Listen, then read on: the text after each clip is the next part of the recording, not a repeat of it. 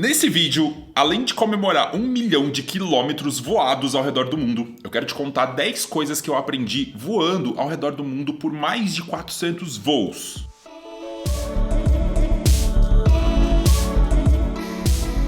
Eu sou Fernando Canares, que sou nômade digital desde 2015. E se juntar os meus 8 anos como nômade digital com o restante das viagens que eu fiz ao redor do mundo, em toda a minha vida, eu completei neste ano mais de 1 milhão de quilômetros. Quando a gente fala de 1 milhão de quilômetros voados, eu estou falando de mais de 400 voos. Eu estou falando de todo tipo de voo e aeroporto que você possa imaginar. Eu já voei na classe executiva mais de 40 vezes. Já voei na primeira classe 2 vezes.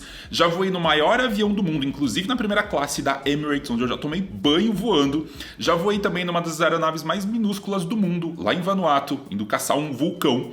E ao longo de toda essa minha jornada como nômade, passando por aeroporto, carregando bagagem, passando por turbulência, passando por diversas coisas, eu queria compartilhar com você 10 coisas que eu aprendi. E o que eu vou compartilhar aqui são coisas que eu aprendi, são coisas que eu considero importante e que podem ajudar muito quem está começando a viajar ou quem tem dúvidas sobre viagem. Muita gente me pergunta, Fernando, quais são as principais dicas que você pode passar sobre viagem? O que eu posso me preparar quando eu estiver fazendo a minha primeira viagem internacional e por aí vai? Nesse vídeo, eu quero te contar algumas dessas coisas, algumas dessas curiosidades, algumas das coisas que eu mais considero e que eu mais aprendi ao longo desses últimos anos viajando e ao longo desses mais de 1 milhão de quilômetros voados. E antes de falar dessas dicas, eu queria te contar como é que eu contabilizei esse 1 milhão de quilômetros, porque é uma coisa que muita gente tem curiosidade. Bem, existe um site chamado myflyradar24.com. Ele é daquele mesmo grupo que tem aquele aplicativo que você consegue ver os aviões que estão sobrevoando a sua cidade, o seu local. Nesse site que eles têm, você pode simplesmente entrar e cadastrar todos os seus voos e ele vai começar a criar um mapa que vai mostrar todos os seus itinerários, vai começar a contabilizar as aeronaves, a quantidade de voos, aeroportos que você passou. Alguns anos atrás, eu tinha registrado no meu Gmail todos os voos que eu tinha feito na minha vida, porque eu comecei a viajar relativamente pouco tempo, há mais ou menos 15 anos. Eu entrei no meu Gmail, resgatei todos os voos que eu peguei na minha vida, peguei um final de semana e cadastrei todos eles no website. Sim, é manual, é meio chatinho, se você viaja muito, se você não tem registro das suas viagens, é praticamente impossível. Mas como eu tinha esse registro, eu queria contabilizar todos os voos que eu fiz. E hoje em dia, quando eu compro um novo voo, quando eu já vou fazer uma nova viagem, eu já registro lá. Então eu sei todos os meus próximos voos, todos os meus próximos itinerários e eu consigo ter uma noção de todos os lugares que eu já passei, todos os voos que eu já fiz, inclusive as rotas que eu faço com mais frequência. Então assim, se você tem essa curiosidade, já vou te falar que não existe uma forma muito automatizada. Você infelizmente vai ter que entrar lá no MyFlightRadar, vai ter que cadastrar os seus voos manualmente. Mas se você tem esse histórico, se você não tem tantos voos assim, pode ser legal porque você pode começar a manter esse histórico. Para mim é um grande feito, eu consigo saber todos os voos, todas as aeronaves, todas as rotas que eu fiz. E é uma coisa bem legal se você gosta de viajar, se você viaja muito, seja como nômade, seja como trabalhador, viajante, seja como turista. Acho que pode ser uma coisa bem legal. Então se você tem essa curiosidade de saber como que eu contabilizei tudo isso, myflyradar24.com, você consegue se cadastrar lá e consegue colocar todos os seus voos. Bem, e agora sim, a gente chega então nas nossas 10 dicas ou 10 lições que eu aprendi sendo viajante, sendo nômade, rodando pelo mundo com mais de 1 milhão de quilômetros. A primeira lição que eu queria te falar é o seguinte: parece uma coisa fútil, mas depois de muitos voos, depois de mais de 400 voos, passar por diversos aeroportos e diversas cidades, eu vou te falar que ter um cartão de crédito que me dá acesso à sala VIP é uma coisa muito importante. E eu vou te falar que a rotina de aeroporto, sim, ela é cansativa, para mim também ela é cansativa, mas como é que eu faço para amenizar a ida para o aeroporto, a estadia no aeroporto, passagem pelo aeroporto? Sala VIP na maioria das vezes. Hoje em dia, principalmente no Brasil, a gente tem uma gama gigantesca de salas VIPs, de cartões que dão acesso à sala VIP, e você não precisa ter um cartão mais top de linha para você conseguir ter acesso à sala VIP. E eu vou te falar que você ter acesso à sala VIP faz com que você chegue mais bem-humorado ao aeroporto. Eu conheço muita gente que odeia aeroporto, odeia a rotina de aeroporto, de ficar esperando, às vezes tem voo atrasado, a pessoa reclama que é muito caro para comer, que é muito difícil de fazer todas as coisas. Como é que eu amenizo isso passando por todos os lugares que eu já passei? Sala VIP. Então, quando eu não estou viajando de executiva, que eu consigo uma passagem barata, muitas vezes o meu cartão permite com que eu consiga entrar nas salas VIPs, na maior parte das salas VIPs ao redor do mundo. Eu vou te falar que isso ajuda demais a fazer com que você chegue mais cedo no aeroporto, que você tenha mais vontade de ir para o aeroporto, porque você sabe que tem uma coisinha a mais para fazer antes de você embarcar na tua aeronave. E o mais legal é que se teu avião atrasar, se você tiver algum problema no voo, você pode ainda ficar mais tempo na sala VIP, você pode comer de graça, pode beber de graça, pode tomar banho de graça. E eu vou te falar que nos meus voos, às vezes em conexões longas, uma das coisas que mais salvou a minha vida foi ficar na sala VIP e poder ter acesso a um banheiro, a um chuveiro para eu poder tomar um banho. Então assim, se você tem um cartão de crédito que tem sala VIP, que tem acesso à sala VIP, ótimo, isso vai amenizar e vai deixar suas viagens muito mais tranquilas. Se você não tem, procure, veja com a tua operadora de cartão de crédito, com o teu banco, quais são as opções que você pode ter para ter um cartão que tem acesso à sala VIP. Muitos cartões brasileiros dão lá 1, 2, 4, 10 acessos às salas VIPs, dependendo da quantidade de quanto que você gasta, dependendo do tipo do cartão, dependendo da maneira do cartão, mas isso pode ser muito útil. E eu vou te falar, isso pode deixar suas viagens muito mais agradáveis. A segunda lição que eu aprendi é: aprenda sobre as aeronaves que você vai viajar e principalmente saiba escolher as poltronas. Eu vou te falar que eu que gosto muito de viajar de classe executiva, eu sempre procuro muito pelas aeronaves e pelas classes executivas que têm melhor disposição e que têm os melhores assentos, enfim, tem os melhores serviços. Mas eu vou te falar que mesmo na classe econômica, eu sempre vou procurar as melhores poltronas, eu sempre vou estudar as aeronaves antes de fazer a reserva da aeronave ou a reserva do voo. Isso pode ser uma grande diferença porque assim, eu escuto muita gente que viaja para fora do Brasil, para a Ásia, para qualquer outro lugar que tem um voo muito longo e às vezes reclama demais da companhia aérea. Tipo, porque eu viajei de Air France e a Air France foi a pior experiência da minha vida. E aí eu conheço muitas pessoas, e eu mesmo, muitas vezes tive uma experiência muito boa, tive uma experiência muito legal. Eu vou te falar que isso é influenciado basicamente por duas coisas importantes. Primeiro, o assento que você escolhe e segundo, a aeronave que você escolhe. Então uma coisa que eu faço muito é, antes de viajar, eu olhar para as aeronaves que estão disponíveis lá para eu comprar o voo. Às vezes a gente tem dois voos pelo mesmo preço, uma de uma aeronave pequena e outra de uma aeronave grande. A experiência em aeronave grande geralmente tende a ser melhor porque você geralmente tem mais espaço. Geralmente é muito mais confortável você viajar nessas aeronaves grandes porque o teto é mais alto e tudo mais. Já nas aeronaves pequenas, a gente sabe que são as aeronaves que fazem os voos domésticos aqui no Brasil, elas são um pouquinho menores, então o espaço é um pouco mais limitado, às vezes você não tem tanto serviço, tanta coisa assim para ser utilizada durante o voo. Consequentemente, antes de fazer uma viagem, eu sempre vou estudar qual é a aeronave, eu vou estudar quais são os assentos que tem disponível. Às vezes eu vou pagar lá 50, 100 reais a mais para ter um assento um pouquinho melhor. Principalmente porque eu sou grande e, consequentemente, para mim, sentar, por exemplo, na poltrona do meio pode ser um péssimo negócio. Então, muitas vezes eu pago esse pequeno upgrade na classe econômica para conseguir, às vezes, sentar numa poltrona com um pouquinho mais de espaço. Ou eu estudo a aeronave, vejo qual é a melhor posição. E aí, uma curiosidade, tá? Existe um aplicativo chamado Seat Guru. Através do Seat Guru, você pode colocar o teu voo, o dia que você vai voar. Ele vai trazer a aeronave, então você vai saber qual é exatamente o modelo da aeronave que você vai viajar. Existem algumas mudanças que acontecem, mas no geral funciona. E você consegue saber quais são as melhores poltronas do avião, inclusive, para você escolher. Então, se você tiver a oportunidade de escolher o assento, já escolhe o quanto antes. Pega uma das melhores posições, porque você vai ter um pouquinho mais de conforto na sua viagem. E aí uma dica minha, tá? Dos meus segredos. Quando eu pego a aeronave grande, dessa que tem 2 corredores, e vou fazer uma viagem longa e vou na econômica, eu geralmente pego o corredor interno. Se você pensar, então você tem uma janela, você tem um corredor, você tem todas as poltronas do meio, você tem outro corredor e outra janela, certo? Eu geralmente pego essa parte do meio e geralmente pego a parte do corredor. Por quê? Porque quando você senta, por exemplo, na parte da janela no corredor, você vai ter bastante dificuldade porque a pessoa da janela vai querer sair para ir no banheiro de tempos em tempos. Ou se você senta na janela, você vai ter que ficar pedindo para as pessoas para ir para o banheiro, por exemplo. Já quando você senta na parte interna, você tem acesso ao corredor o tempo todo. E assim, você corre o risco de nas poltronas do lado sentar, por exemplo, um casal, uma família, e consequentemente eles sempre vão usar o lado deles para sair. Ou seja, você vai ter o teu lado muito mais privado e você vai ter sempre acesso ao corredor, você não vai precisar ficar enchendo o saco das pessoas. Então assim, em classe econômica, eu sempre vou sentar na parte interna da aeronave, geralmente porque os voos ou são noturnos ou quando são de dia, eles geralmente mantêm a janela fechada, então não vai fazer muita diferença e consequentemente você tem um acesso mais prático ao corredor para você ir para o banheiro e fazer o que você precisar.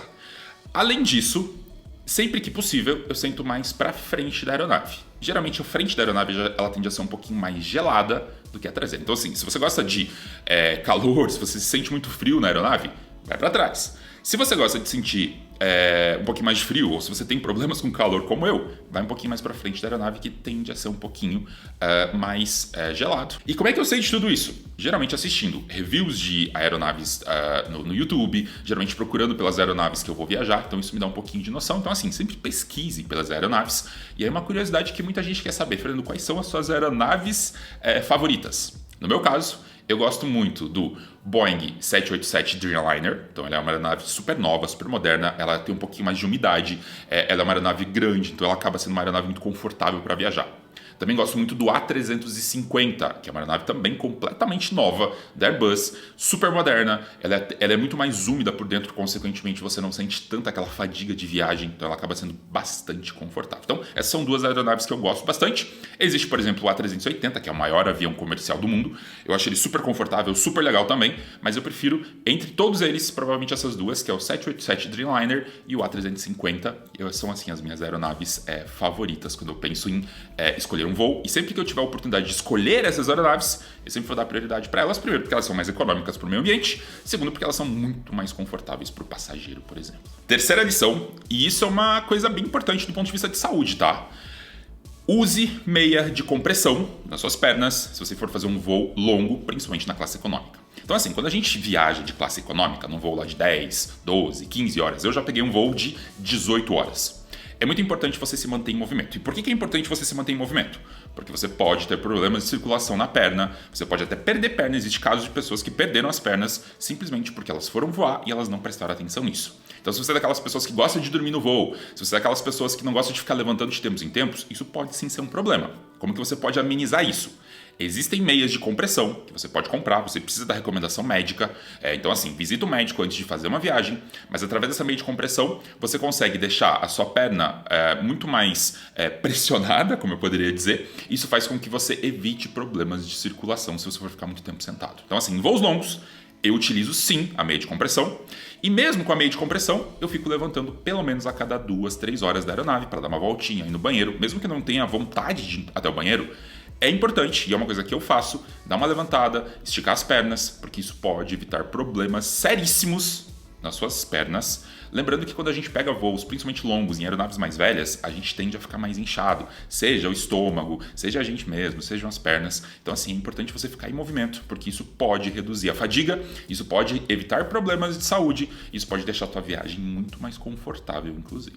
A quarta lição, e essa eu aprendi nos últimos anos, é que sim, classe executiva pode ser muito, muito mais barata que a classe econômica. E eu vou te falar o seguinte: eu junto milhas, acumulo milhas, já tem vídeo meu aqui falando sobre milhas, então eu não vou entrar muito no detalhe de milhas nesse vídeo aqui específico, mas eu sim, junto bastante milha, compro milhas às vezes, compro produtos bonificados com milhas e tudo mais. Com isso, eu consigo juntar milhas no programa Smiles, que é meu programa favorito, mas existem diversos outros.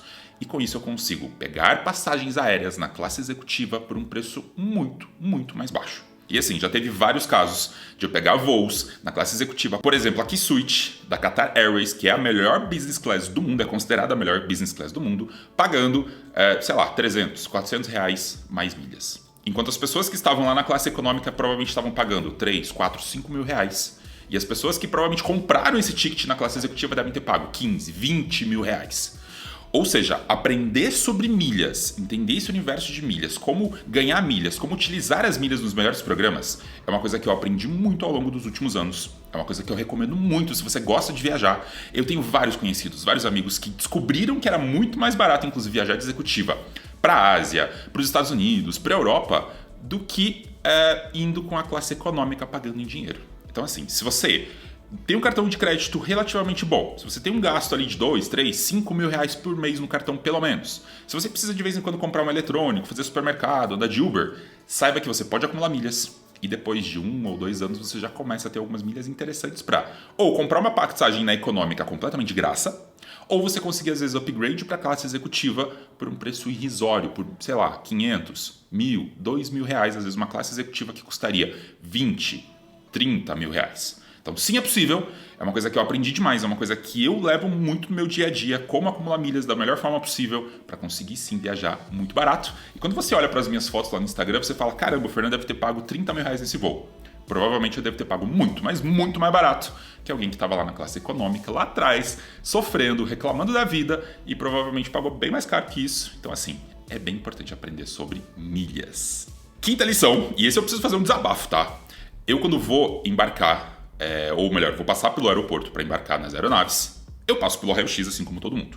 E se tem uma coisa que me irrita, são pessoas que se enrolam no raio-x. Então assim, se você vai fazer uma viagem, seja doméstica, seja internacional, saiba das regras, do que você pode carregar e de coisas que você pode facilitar na hora de você passar pelo raio-x. Então assim, quando eu vou passar pelo raio-x, Eu geralmente, quando eu vou viajar, na verdade, eu já viajo de moletom, já viajo com uma roupa confortável, seja uma blusa ou seja uma camiseta, alguma coisa confortável. Eu já vou com o mínimo possível de eletrônicos, de peças, de acessórios e tudo mais no meu corpo. Porque, primeiro, isso vai incomodar na hora de você viajar. Então, quanto mais leve você tiver, melhor. Quanto mais leve as roupas e as coisas que você está levando, melhor. E, principalmente, na hora de você fazer o raio-x, é importante você tirar relógio, você tirar correntes, você tirar eletrônicos do seu bolso. Então, o que eu faço quando eu vou passar pelo raio-x é uma coisa que, pelo amor de Deus, eu tô te dando aqui, tô te pedindo, na verdade, tô te implorando para você fazer quando você for fazer suas próximas viagens. Utilize a roupa mais confortável possível para viajar e tente levar o mínimo possível já de coisas. Então, assim, eu geralmente, quando eu vou viajar, eu tenho o celular e a carteira no bolso e tenho um relógio. Geralmente são as coisas que eu tiro. Então, quando eu vou me aproximando já do raio-x, já tiro o celular e a carteira do bolso, já tiro o relógio e pronto, eu já coloco isso lá na bandeja, já tiro o notebook e já vou passando pelo raio-x. Uma coisa que me irrita demais e que me irritou demais ao longo desses anos é justamente aquelas pessoas super enroladas, que tem 1 milhão de coisas, 1 milhão de acessórios e ela demora demais para passar no raio-x. Então, assim, se você vai viajar, seja voo doméstico, seja voo internacional, tente ter o mínimo possível de coisas. Lembre que geralmente líquidos acima de 100 ml são praticamente impossíveis de você carregar, seja água, seja qualquer tipo, seja perfume, alguma coisa assim. Eu já vi muita gente jogar perfume fora. Então, assim, olhe para as regras, saiba o que você pode e o que você não pode, mas principalmente vá o mais leve possível, com o menos acessório possível, porque isso vai facilitar bastante sua passagem pelo raio-x, vai evitar dor de cabeça e principalmente vai evitar dor de cabeça para as outras pessoas. A fila de raio-x muitas vezes ela demora porque tem gente muito enrolada que carrega um monte de coisa que não pode, carrega comida, bebida, carrega um monte de coisa que provavelmente vai ficar lá. E isso inclusive vai irritar as pessoas que trabalham lá no raio-x e principalmente os passageiros que vão provavelmente estar atrás de você esperando você tirar tudo aquilo, tirando todos os acessórios e tudo mais para você conseguir passar pelo raio-x. A sexta lição que eu tive, e olha, isso é uma coisa interessante, hein? Em mais de 1 milhão de quilômetros, em mais de 400 voos, a minha mala nunca foi extraviada, nunca foi aberta, eu nunca tive problemas. E aí eu posso te dar algumas dicas, tá? Algumas coisas que eu aprendi ao longo de todo esse tempo. Primeiro, quando você for despachar a mala, não despache na última hora.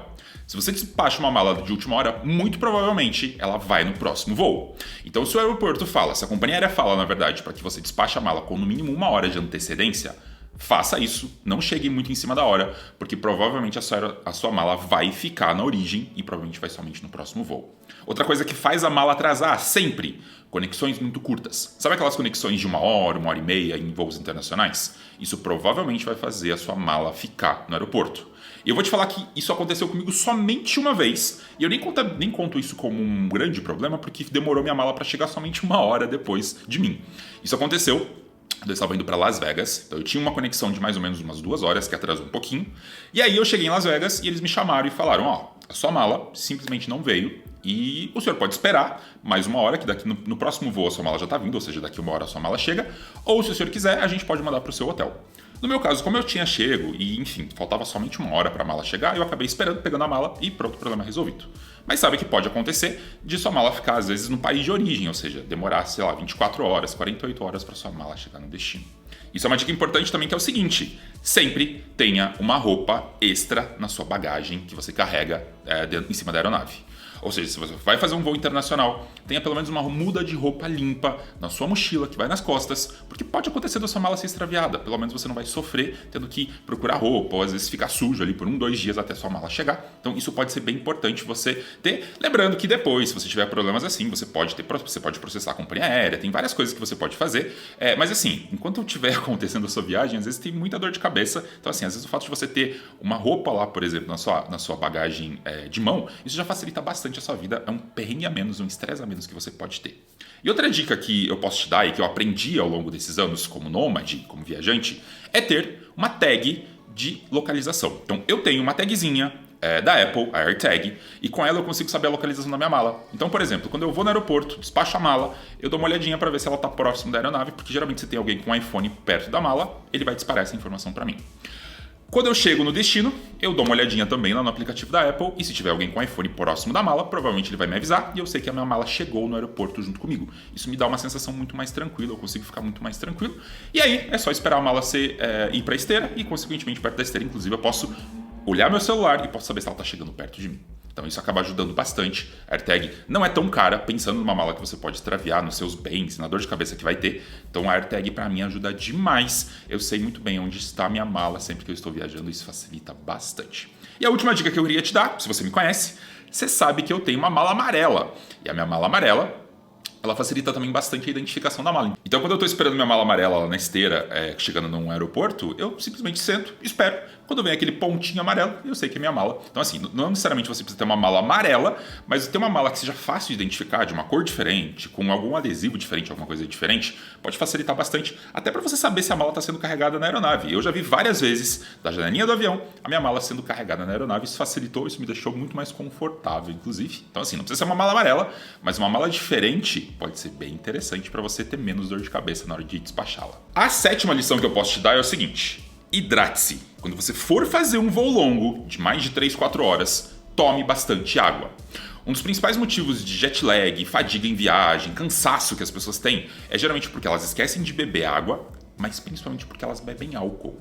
Então, assim, eu não sei se você sabe, mas quando a gente bebe alguma coisa na aeronave, isso geralmente tem o dobro, o triplo de efeito do que na Terra. Ou seja, uma cerveja lá na aeronave, ela é muito mais forte do que uma cerveja bebida, com a mesma cerveja que você bebe aqui na Terra.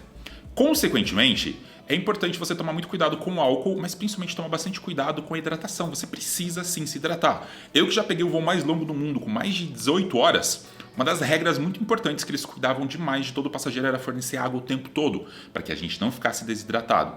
Lembre, a aeronave geralmente ela é mais seca que muito deserto pelo mundo.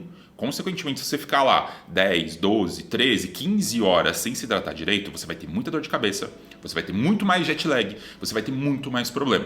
Então, 2 coisas que você pode fazer. Se você for beber álcool, beba álcool com moderação, mas beba muito mais água para compensar, para que você não sofra tanto nesse voo. Se você não é bebê, ótimo, mas mesmo assim lembre de beber bastante água. Lembre de pedir água para os comissários o tempo todo. Isso é bem importante, principalmente em voos que vão passar de 2, 3, 5, 10 horas. Isso vai fazer com que você chegue muito mais inteiro, muito mais inteira no seu destino. Você tenha muito menos jet lag, que você sofra menos. E lembrando que essa coisa de hidratação, e voltando para aquela dica de aeronave, quanto mais moderna a aeronave, geralmente mais úmida ela vai ser, consequentemente a fadiga vai ser muito menor, por isso que é importante você tentar escolher uma aeronave mais confortável, ou seja, uma aeronave mais moderna, mas também tentar se hidratar o máximo possível durante a viagem. Lembre que você pode sim passar pelo raio-x com uma garrafa vazia de água, e geralmente no aeroporto você pode sim encher ela, consequentemente você pode encher, você pode ficar bebendo lá a água. Se você sentir que vai ter dificuldade para pedir para os comissários, leva uma garrafinha extra, enche ela com água no aeroporto e pronto, você tem água para o voo inteiro. Então isso pode facilitar bastante, você vai sofrer muito menos nos próximos voos que você fizer, se você se hidratar bastante. A 8ª lição é que turbulência não derruba avião, gente, tá?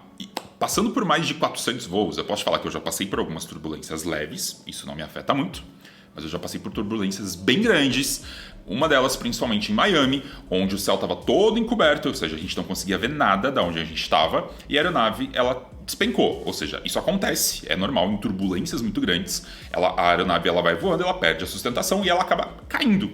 Ela acaba caindo às vezes, sei lá, por 2, 3 metros, mas a sensação dentro da aeronave, obviamente, é horrível. Você acha que você está morrendo, que a aeronave vai despencar. Então, assim, a aeronave foi feita para suportar ventos muito intensos. Então, uma coisa que você precisa não se preocupar tanto é com as turbulências. Obviamente, sempre que você sentir uma certa turbulência, coloca seu cinto de segurança, porque pode acontecer essa queda, e nessa queda você pode sim, às vezes, bater a cabeça no teto. Isso é bem comum, inclusive, em turbulências mais fortes. Então, assim, coloca o cinto de segurança, mas uma coisa que você não precisa se preocupar é que a turbulência ela não vai derrubar o avião. E aí, se você quiser saber mais, inclusive, sobre essa questão de turbulência, aeronave, como é que funciona, lembre que aqui no YouTube tem o canal do Lito, que é um canal incrível que fala sobre aviação. Ele tem, inclusive, curso, livro, tem muitas informações para quem tem medo de voar. Mas uma coisa importante é essa. Deu sinal de turbulência, senta, fica quietinho na sua poltrona, coloca o cinto de segurança e ok, espera a turbulência passar. Muita gente, eu já vi muita gente em turbulências ir pro banheiro, ou estar na fila do banheiro e estar esperando. Gente, isso pode ser muito arriscado, porque assim, a aeronave não vai cair. Só que se ela tiver essa queda de sustentação de 2, 3 metros, isso pode fazer com que você bata a sua cabeça no teto da aeronave e você possa ter problemas sérios. Então assim, coloca o cinto de segurança, espera, o piloto sabe muito bem o que ele está fazendo. A aeronave foi projetada para suportar isso. Não grita, não faz muito escândalo, tá? Porque geralmente é normal passar por turbulências. Eu posso te falar que eu já sobrevivi a várias. E assim, é uma questão só de você ter calma e principalmente usar o cinto de segurança. A 9ª lição, essa é muito, muito, muito importante. Se você já viajou com crianças ao seu lado ou crianças chorando, crianças gritando, você provavelmente já deve ter se arrependido de não ter comprado um fone de ouvido com cancelamento de ruído. Eu sei, viajar com criança às vezes é necessário e às vezes pode ser muito chato para quem não tem uma criança. E a gente sabe que a gente, às vezes, adulto, sente algumas dores, sente alguns desconfortos durante a viagem. Eu imagino que uma criança vai ser muito pior e, às vezes, ela não consegue se expressar, ela não consegue segurar isso. Então, assim, é muito normal uma criança chorar, ela sofrer. E, infelizmente, a gente que está do lado, a gente tem que suportar isso, às vezes, num voo de 5, 10, 15 horas.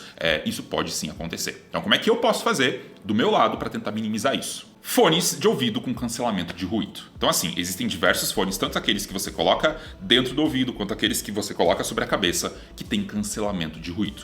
O cancelamento de ruído vai pegar todo o som externo, vai cancelar, vai fazer um ruído para o teu ouvido que vai fazer com que ele não sinta todo o som externo. Eu vou te falar que isso é muito importante para voos longos, porque assim, a aeronave, principalmente quanto mais antiga, ela vai fazer muito barulho. Consequentemente, chega uma hora que você se irrita com aquele barulho da aeronave, das pessoas falando, das crianças chorando e tudo mais. Como é que você pode fazer para evitar um pouco isso ou deixar um pouco mais ameno a sua viagem?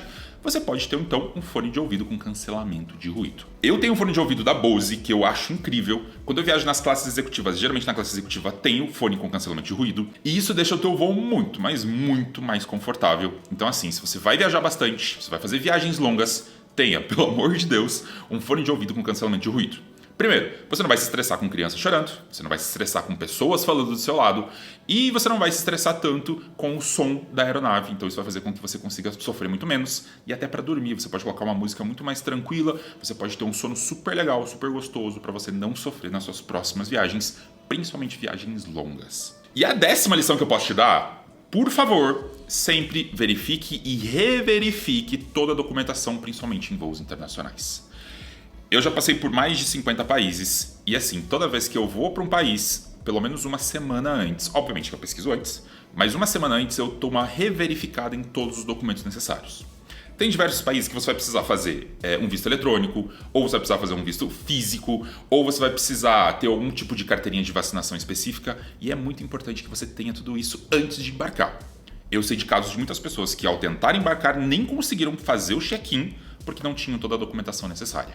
Então uma coisa que eu sempre faço, que eu sempre verifico, é quais são as documentações necessárias para cada país, para cada local. E às vezes essas regras mudam, tá? Às vezes você está acostumado a ir para um país e do nada foi implementado um sistema de visto eletrônico, como aconteceu comigo recentemente. Eu ia para a Coreia do Sul e da Coreia do Sul eu descobri de última hora que precisava de um visto novo para brasileiros. Eu não tinha feito.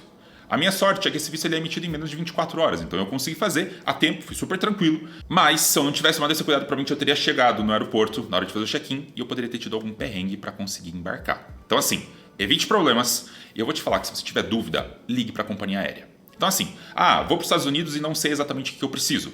Liga para a companhia aérea, entra na central de ajuda deles e pergunta, estou indo para os Estados Unidos em tal época, tenho visto de brasileiro, que documentação que eu preciso de alguma vacina, preciso de alguma coisa a mais. Isso pode fazer com que você tenha muito, mas muito menos dor de cabeça nos seus próximos voos. Isso pode fazer com que facilite bastante a sua entrada nos países e que você tenha um perrengue a menos para resolver quando você for viajar, quando você for passar pelos próximos países, principalmente se você vai passar por vários países, vai ter várias imigrações, vai pegar vários voos, várias aeronaves, é importante você saber toda a documentação, tudo que você precisa e lembre sempre, é importante você ter tudo isso impresso, tá? Porque isso vai fazer com que você tenha mais facilidade até na hora de passar pela imigração, você vai poder comprovar e mostrar as coisas mais rapidamente.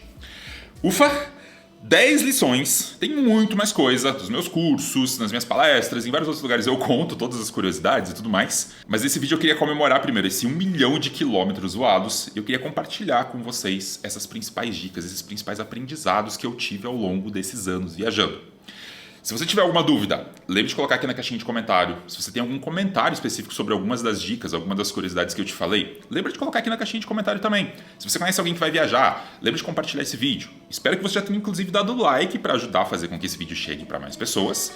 Eu te espero no meu próximo vídeo e até mais.